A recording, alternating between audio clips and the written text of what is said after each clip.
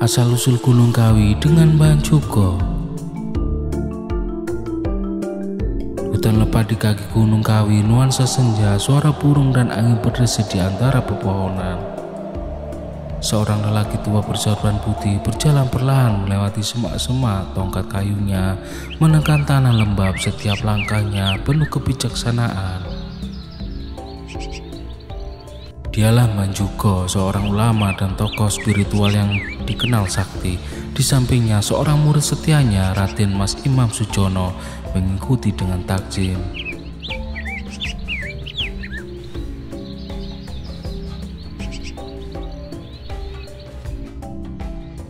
Mbah Jugo menatap ke arah puncak gunung.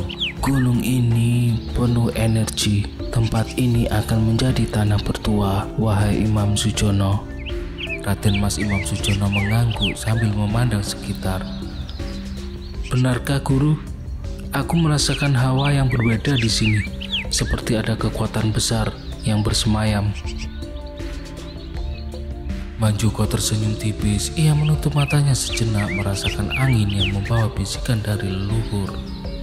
Mbah Jugo, kita akan menetap di sini. Tempat ini akan menjadi perlindungan bagi mereka yang mencari berkah dan keselamatan. Mereka melanjutkan perjalanan mencari tempat yang tepat untuk mendirikan padepokan.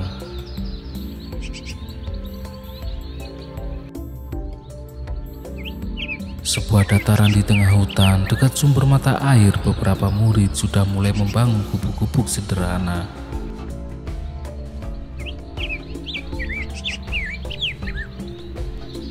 Waktu berlalu, padepokan mulai berkembang. Para murid berdatangan dari berbagai pelosok mencari ilmu dan keberkahan dari Mbah Jugo. Suatu hari, seorang lelaki miskin datang dengan wajah penuh harap. Bajunya lusuh, tubuhnya kurus. Mbah, mohon ampun jika hamba lancang. Saya sudah berusaha bekerja keras, tapi kehidupan selalu sulit. Apa yang harus saya lakukan?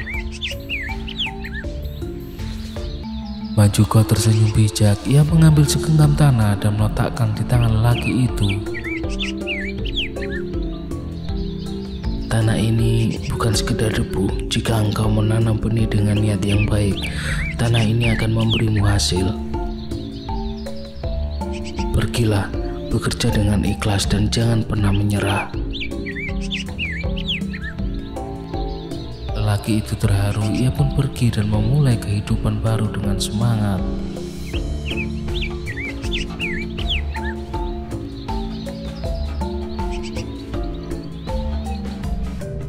Suatu malam terdengar suara gemuruh dari dalam gunung. Para murid terkejut keluar dari gubuk-gubuk mereka.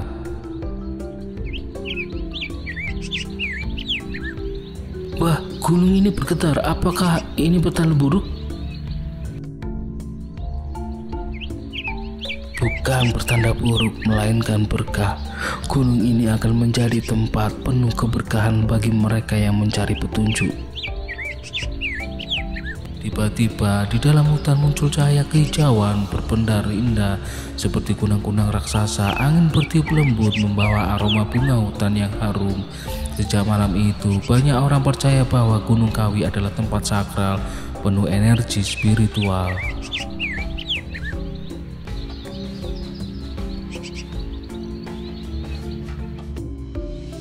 Padepokan bertahun-tahun kemudian, Mbah Jugo telah uzur duduk di beranda menghadap murid-muridnya. Gunung ini akan terus menjadi tempat berdoa, mencari berkah dan mengingat Tuhan. Jagalah dengan baik, jangan kau kotori niatmu dengan keserakahan.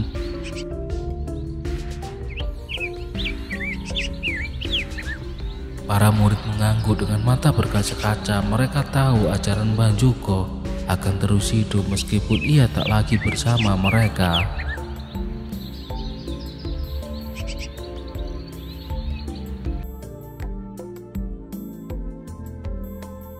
Beberapa tahun kemudian, setelah Mbah Jugo wafat, makamnya di Gunung Kawi menjadi tempat ziarah. Banyak orang datang berdoa dan memohon keberkahan. Hingga kini, Gunung Kawi tetap dikenal sebagai tempat spiritual yang dipercaya membawa keberuntungan bagi mereka yang datang dengan hati yang tulus.